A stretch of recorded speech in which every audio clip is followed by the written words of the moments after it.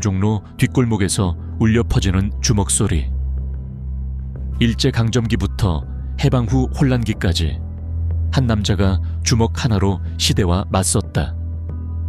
아버지는 독립운동가 김좌진, 어머니는 기생 개월양. 그는 태생부터 극과 극을 품고 태어났다. 김두한, 그의 이름 석재는 한국 근현대사의 격동이 고스란히 담겨 있다. 주먹으로 시작해 정치인으로 끝난 그 누구도 따라할 수 없는 파란만장한 인생의 주인공 말이다. 제1장, 버려진 아이, 거리의 왕이 되다. 1918년 서울 종로에서 태어난 김두한은 출생부터 운명적이었다. 아버지 김좌진은 청산리 대첩의 영웅이었지만 기생이었던 어머니 개월향과의 사이에서 태어난 그는 정식 호적에도 오르지 못했다. 김좌진이 만주에서 독립운동을 하느라 집을 비운 사이 어린 두한은 사실상 고아나 다름없는 삶을 살아야 했다. 10살이 되던 해 아버지 김좌진이 공산주의자들에 의해 암살당했다는 소식이 전해졌다. 하루아침에 완전한 고아가 된 김두한은 종로 일대를 떠돌며 연명해야 했다. 당시 일제강점기 조선의 거리는 절망으로 가득했고 특히 종로 뒷골목은 온갖 범죄와 폭력이 난무하는 무법천지였다. 하지만 김두한은 굴복하지 않았다. 체구는 작았지만 타고난 배짱과 완력으로 점차 거리의 아이들 사이에서 두각을 나타내기 시작했다. 15세가 되던 1933년 그는 종로 일대에서 활동하는 깡패 조직에 가입하게 되었다.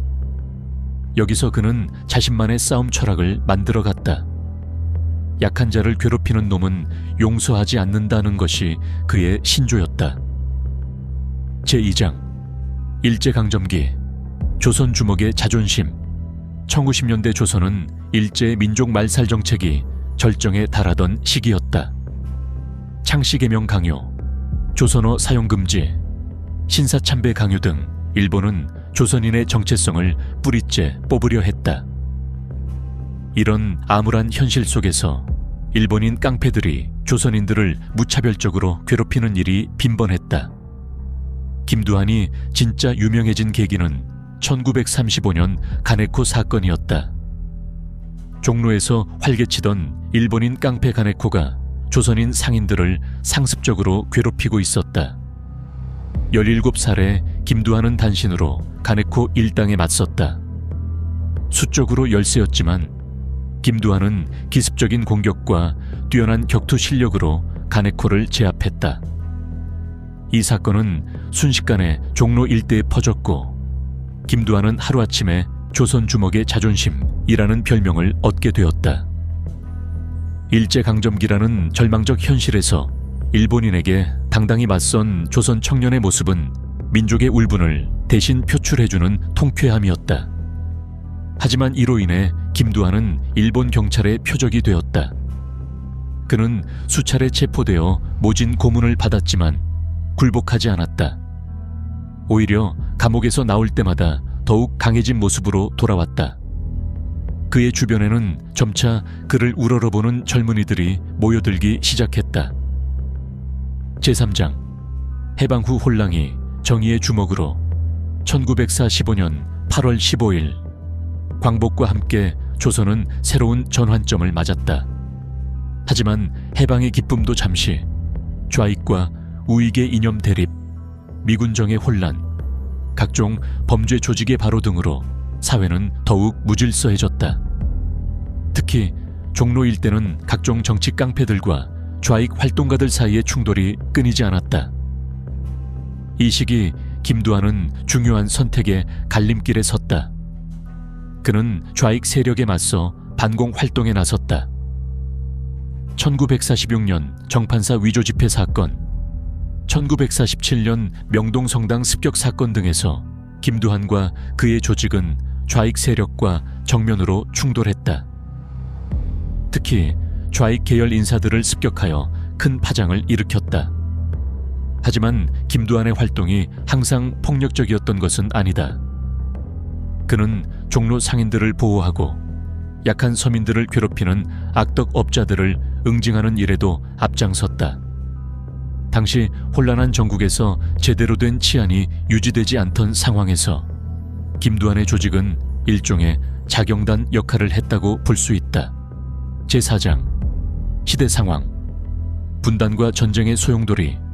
1948년 남북 분단 정부가 수립되고 1550년 한국전쟁이 발발하면서 한반도는 말 그대로 폐허가 되었다. 전쟁 중 김두한은 의용군에 자원 입대하여 국군과 함께 공산군에 맞서 싸웠다. 그에게 조국은 이념을 떠나 지켜야 할 소중한 터전이었다. 전쟁이 끝난 후 1950년대 한국 사회는 재건의 시기였지만 동시에 부정부패가 만연한 시기이기도 했다. 이승만 정권에서 각종 특혜와 이권을 둘러싼 다툼이 격화되었고 정치 깡패들이 활개를 치기 시작했다. 김두한은 이런 현실의 회의를 느끼면서도 자신만의 방식으로 정의를 실현하려 노력했다. 당시 한국은 급속한 도시화와 서구화의 충격을 겪고 있었다. 전통적인 가치관과 새로운 문물이 충돌하면서 사회 전반에 혼란이 가중되었다. 김두한은 이런 시대적 변화의 한복판에서 자신만의 철학을 지켜나가려 했다. 제5장 정계 진출과 새로운 도전. 1954년 36세의 김두한은 인생의 중대한 전환점을 맞는다. 제3대 국회의원 선거에서 서울 종로구에 무소속으로 출마한 것이다. 주먹으로만 살아온 그가 정치에 뛰어든다는 것은 당시로서는 매우 파격적인 일이었다. 선거 과정에서 김두한은 자신만의 독특한 방식으로 유권자들에게 다가갔다. 나는 학문은 없지만 여러분과 함께 고생하며 살아왔습니다. 주먹으로 불의와 맞섰듯이 국회에서도 서민을 위해 싸우겠습니다. 라는 솔직하고 직설적인 연설은 많은 사람들의 마음을 움직였다. 당선 후 김두한은 국회에서도 자신만의 색깔을 보여주었다. 1958년 진보당 사건 당시 그는 조봉감에 대한 사형 반대 연설을 하여 화제가 되었다. 정치적 견해가 달라도 사람의 목숨은 소중하다. 는 그의 발언은 당시 극도로 대립하던 정치권에 일석을 던졌다. 하지만 그의 정치 생활이 순탄하지만은 않았다. 학력도 없고 정치 경험도 부족한 그는 종종 다른 정치인들의 조롱과 견제를 받았다. 특히 그의 과격한 언행과 폭력적인 과거는 지속적으로 문제가 되었다. 제6장 국회 분뇨투척 사건과 전설적 순간. 1960년 4월 19 혁명이 일어나자 김두한은 학생들의 시위를 적극 지지했다. 그는 부정부패에 맞서는 학생들이야말로 진정한 애국자라며 이승만 정권의 독재에 반대 목소리를 높였다. 하지만 얼마 지나지 않아 5월 16 군사정변이 일어났고 박정희 정권이 들어섰다. 그리고 1966년 10월 24일 김두한의 인생에서 가장 충격적이고 전설적인 사건이 일어났다. 한일협정 비준안 강행 처리에 분노한 김두한이 국회 본회의장에서 똥을 집어던진 것이다. 당시 야당 의원들이 한일협정 반대를 위해 필리버스터를 하며 항의하고 있었는데 여당이 기습적으로 표결을 강행하려 하자 김두한은 극단적인 행동에 나섰다. 이 더러운 매국 법안을 통과시키려면 내 똥부터 먹어라. 김두한이 외치며 던진 분뇨는 국회의장석과 여당 의원들에게 떨어졌다. 국회는 순식간에 아수라장이 되었고 회의는 중단되었다. 이 사건은 국회 분뇨투척 사건으로 불리며 한국 정치사에 길이 남을 충격적인 사건이 되었다. 김두한은 이후 나라를 팔아먹는 매국 노들에게는 이런 식으로라도 저항해야 한다며 자신의 행동을 정당화했다. 비록 극단적인 방법이었지만 그의 행동은 당시 한일협정에 반대하던 국민들에게는 통쾌함을 주었다. 동시에 이 사건으로 김두한은 정치적으로 완전히 매장당하게 되었다.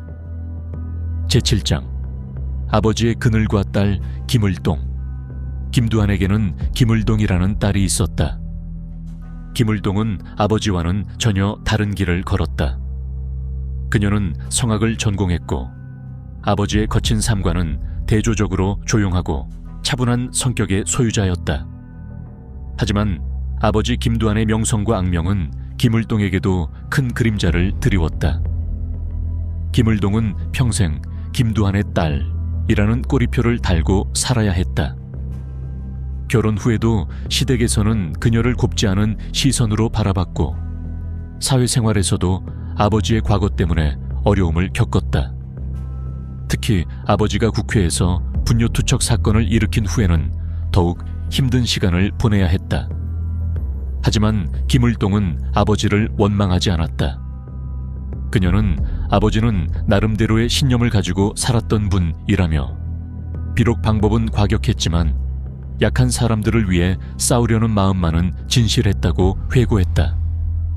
김두한 역시 딸에게만큼은 한없이 부드러운 아버지였다. 거친 주먹으로 세상과 맞섰던 그도 딸 앞에서는 그저 평범한 아버지일 뿐이었다. 김을동은 아버지의 죽음 이후에도 그의 명예 회복을 위해 노력했다. 아버지가 단순한 깡패가 아니라 나름의 철학과 신념을 가진 인물이었음을 알리려 했다. 그녀의 이런 노력은 후에 김두한에 대한 재평가로 이어지는 데 중요한 역할을 했다. 제8장 생애 마감과 역사 속으로 군사정권에서 김두한의 정치활동은 크게 제약받았다. 1961년 반공법 위반 혐의로 구속되기도 했고 분뇨투척 사건 이후에는 정치적 발언권도 완전히 상실했다. 그럼에도 그는 포기하지 않고 자신만의 방식으로 사회 정의를 실현하려 노력했다.